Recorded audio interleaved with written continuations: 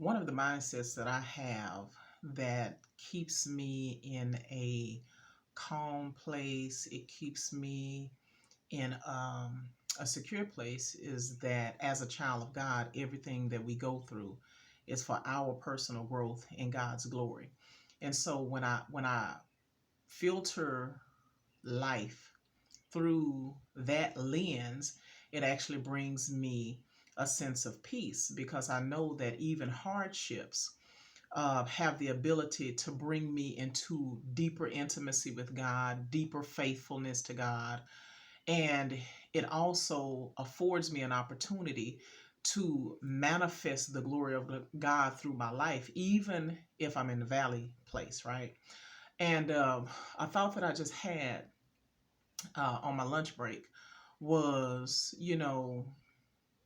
Christianity and being the church. Of course, a lot of churches right now are contemplating and making arrangements to have online services and things like that, and that's wonderful. But I was thinking to myself, you know, it's a reality that everybody does not go to church um, with Jesus being the main event, right? The Bible talks about how people honor him with their lips, but their hearts are far from him. And we know that self righteousness and self serving agendas can consume the hearts of individuals that have made this whole Christian journey or Christian walk about glorifying themselves as opposed to glorifying God. It kind of reminds me of the story in the New Testament of the the tax collector and the Pharisee.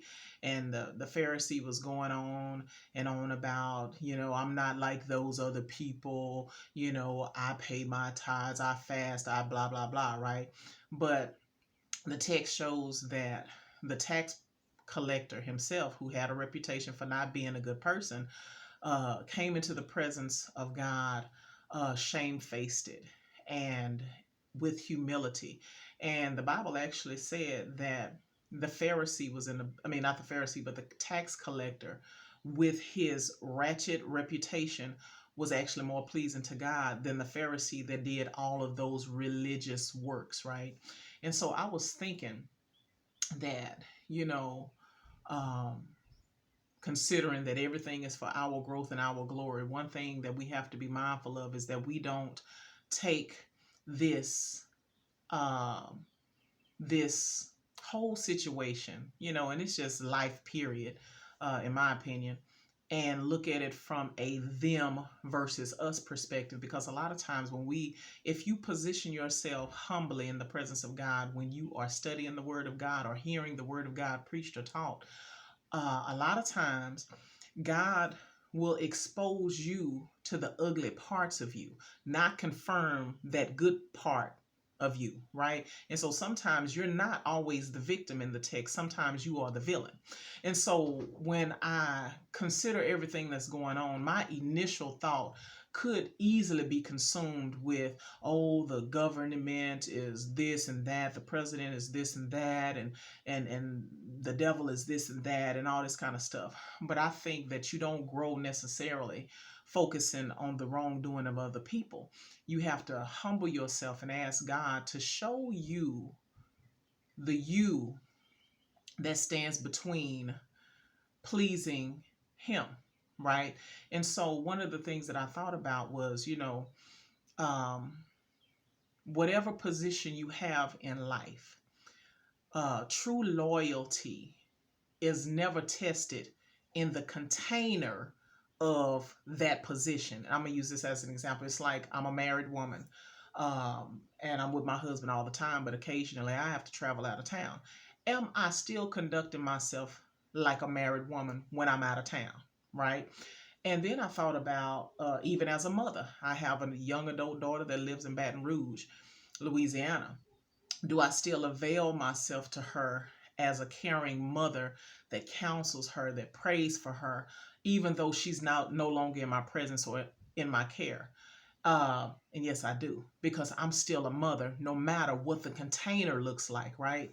And then I thought about, man, where the church is right now all over this world, being challenged in our commitment, in because the container doesn't look the same anymore, right?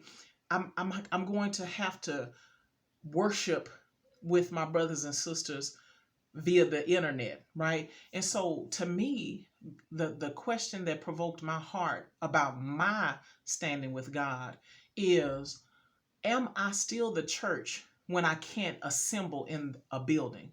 What does my Christianity look like when I'm no longer being able to get patted on the back by those people that could esteem me as being a faithful woman of God? Am I still committed to God when nobody's around me to look and see my level of commitment? Because the reality is, it really doesn't matter what you confirm or think about me when it comes to my commitment to God. But what matters is my relationship with God and what God knows about me. Am I a true worshiper even when I'm all by myself, when it's just me and God? And so that's my question, that I'm having to gauge myself, considering I don't have the container of the church building to express my religiosity or my walk with the Lord. Am I still just as committed in my praying, in my studying of the Word of God, in my giving, in my servitude, when nobody else is around to see it? So I think that's relative for every child of God.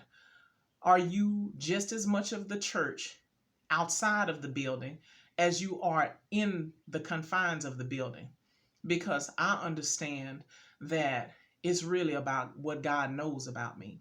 So I just thought that was profound, um, and worthy for all of us as children of God, all of us as children of God to consider in our walk with the Lord. Am I just as committed when the enemy puts a strain on the comfortabilities of my worship containers? Because I am the church. I am the temple of God. God dwells in my heart. Everywhere I am, the presence of God is there. And so I still choose to honor him in the confines of my own home by being by continuing to pray and seek intimacy with him, by continuing to study the word, by continuing to give, um, as I have prospered, because I am the church.